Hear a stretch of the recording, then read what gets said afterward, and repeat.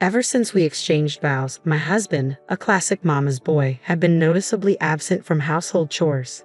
His dependence on me became painfully clear when I mentioned an upcoming business trip. Panic set in as he exclaimed, "Who will take care of me while you're gone?"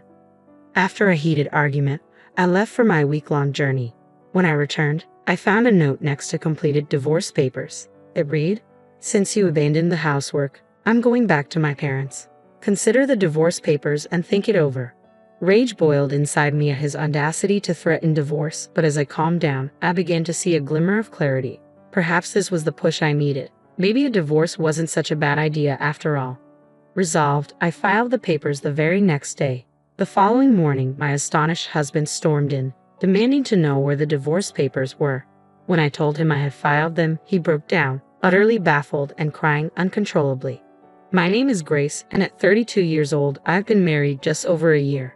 After college, I diligently climbed the ranks at a prominent company. Approaching my 30s without a romantic partner, my parents pressured me to settle down, leading me to reluctantly join a dating agency. That's where I met Edward, a soft-spoken man a few years younger than me who worked at a mixed firm. We connected over several dates, and his respectful demeanor made me think he was the one. When he proposed, I was overjoyed, envisioning a life together. However, our marriage unveiled challenges I hadn't anticipated. After our engagement, during a visit to my parents, they impressed upon us that marriage is a lifelong commitment. "Grace, always be there for Edward," they advised, and I nodded while Edward listened intently. Next, we visited Edward's parents. His father, Arthur, welcomed me warmly, saying, "I've heard so much about you from my boy. It's great to finally meet you." His mother, Michelle, was more reserved, scrutinizing me before asking, "Is this the one?" Edward confidently replied, "Yep, Mommy. I want to marry her." I was taken aback by his use of Mommy and Michelle's bluntness. Arthur quickly stepped in, apologizing for her directness and assuring me, "We're very happy about your marriage, but just so you know, Edward has had it pretty easy here. He might be a bit of a challenge." I reassured them, "I adore Edward's gentle side, and I know we'll support each other."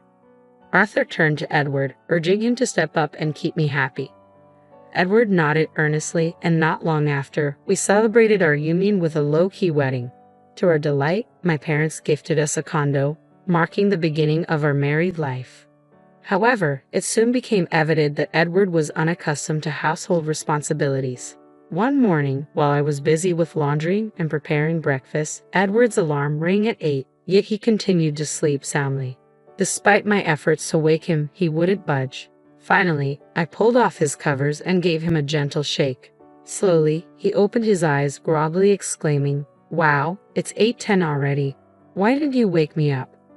I reminded him that I had tried and that his alarm was blaring too. "Now please eat your breakfast."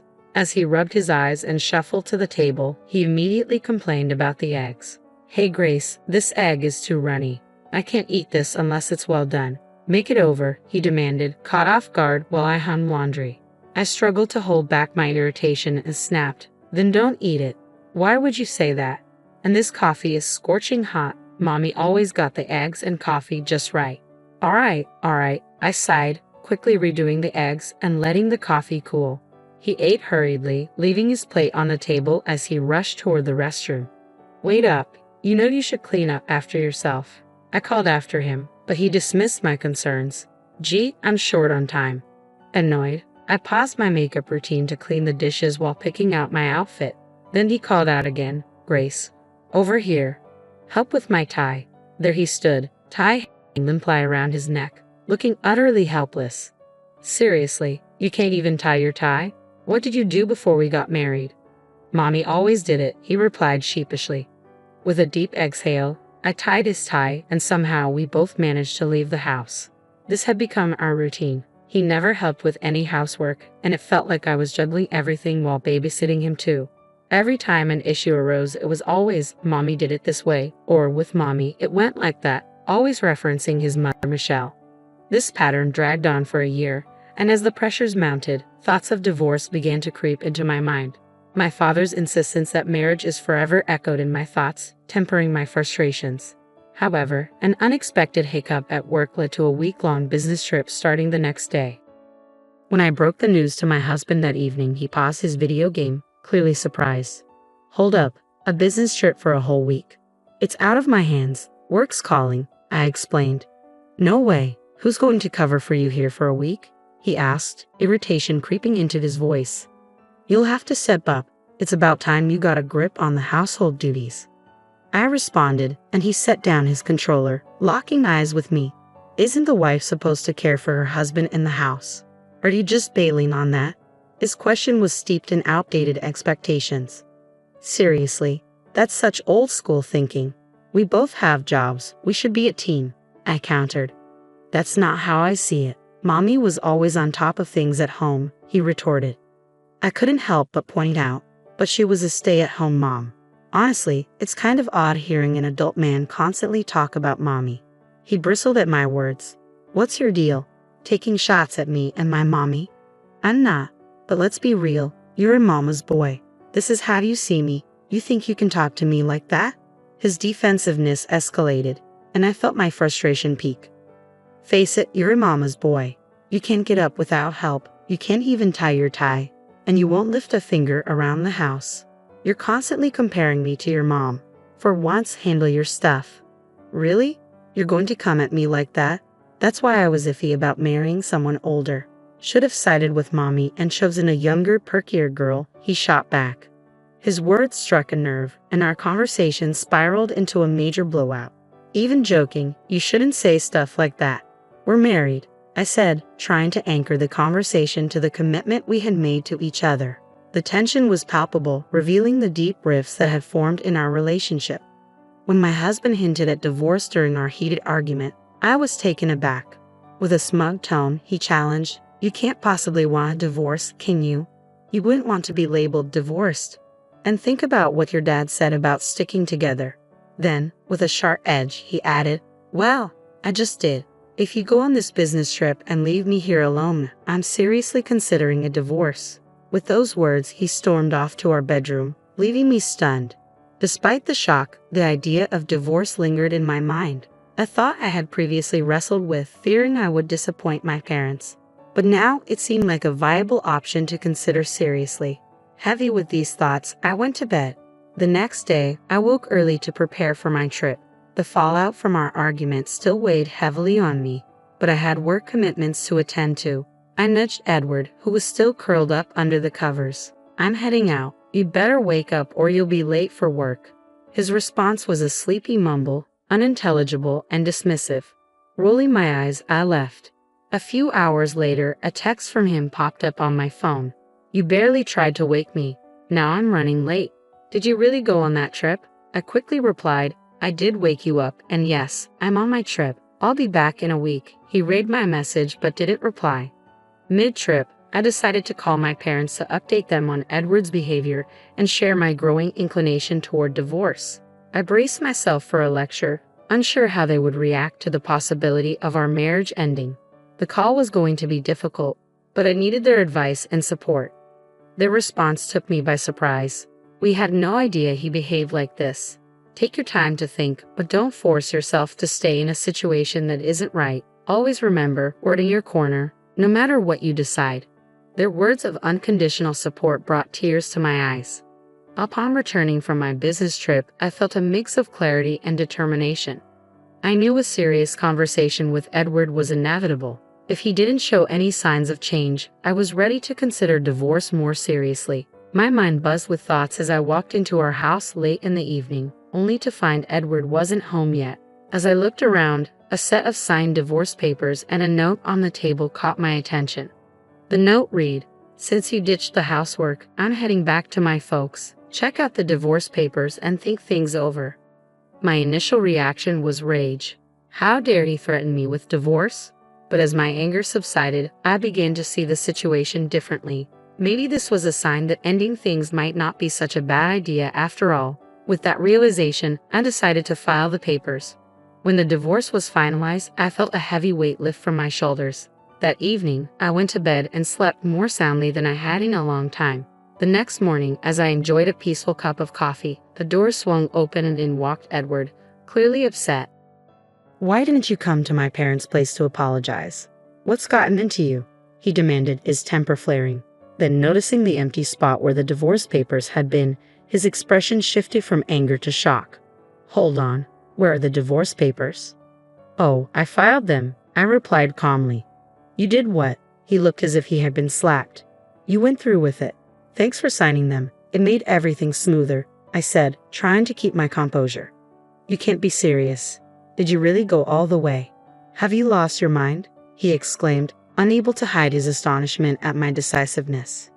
Seeing how composed I remained sent him into a complete frenzy. That's it, I'm calling my parents. Sure, knock yourself out, I replied, unfazed by his threat. I knew I had made the right decision for myself. An hour after the confrontation, I felt a sense of clarity settling in. When Edward's parents, Michelle and Arthur, arrived at our apartment, Michelle immediately spotted me and dramatically exclaimed, You! How could you just divorce Edward like that? What's wrong with you? I replied coolly, if he had the divorce papers all filled out and ready to go, doesn't that suggest he wanted out? Is that a problem? How can you be so bold when you're just his wife? She shot back.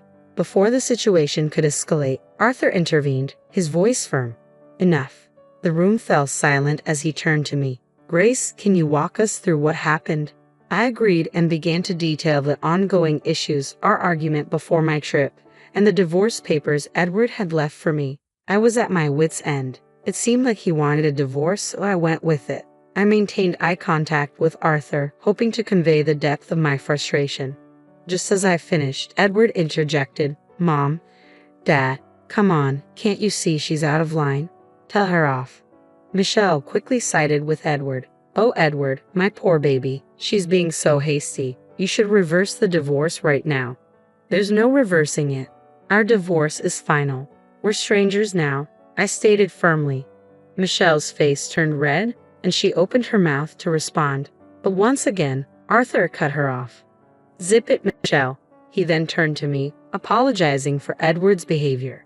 Then facing Edward, whose eyes were wide with surprise, Arthur continued, You bonehead. I knew you had issues, but this, using divorce papers as a threat, unbelievable. You had it coming. Michelle tried to interject, but Arthur wouldn't let up. It's partly on you, Michelle. You spoiled him. Watch out. If you keep this up, I might divorce you too. The tension in the room was palpable as Arthur confronted the reality of the situation, leaving Edward and Michelle speechless. After the intense discussion, Michelle appeared visibly shaken, her mind lingering on Arthur's unexpected threat of divorce. She murmured to herself, troubled. Arthur then turned his attention back to me, his expression marked by sincere regret. Grace, I deeply regret the trouble our clueless son has caused you. It's clear he has a lot to learn. Please move on and find happiness in your life, Arthur implored, his concern genuine. I thanked Arthur for his understanding and watched as he left, taking a dejected Edward with him. It didn't take long for the news to spread through our circle. Arthur had decided to sever financial and emotional ties with Edward, a drastic move aimed at pushing him towards self-sufficiency. Soon after, Edward's life spiraled downward. He moved into a modest, somewhat neglected apartment, his first experience living truly on his own. The transition was anything but smooth. His new home quickly descended into chaos, mirroring his disorganized personal life. With no one to rely on and a habit of tardiness, he soon found himself unemployed, unable to adhere to a schedule.